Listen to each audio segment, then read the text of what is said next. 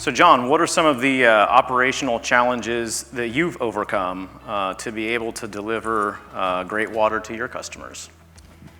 Well, our system, we actually produce twice as much water as our plant was originally designed for. And when your production exceeds your capacity, it can lead to a degradation of your quality. And that not only goes for a physical water plant, but also for each individual in here. I compare the human body to a water plant, and a water plant has a personality. If you don't think a water plant has a personality, you have never operated a water plant, okay? Two water plants side by side using the same water can work entirely differently. So if you're working 10 hours a day for 7 days a week, your production has exceeded your capacity. Same thing with your water plant, okay? And I'm an old guy, so I watch Gunsmoke all the time and all the old cowboy shows, and if you do that, you know most of the advertisements on there are going to be for some kind of vitamin or something to help your body. And so they tell you all these good things, and all of a sudden then they have all these side effects that can come along. And you listen to some of these side effects and you say, why in the world would I want to take that medicine, okay? Well, when you have a water plant that's stressed, you have to think of the same thing in the term of chemicals.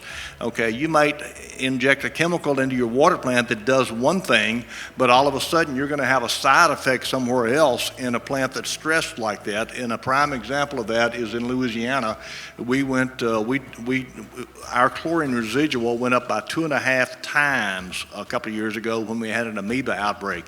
And all of a sudden the health department says you've got to have more chlorine in your water system. And that was the end of their sentence, okay?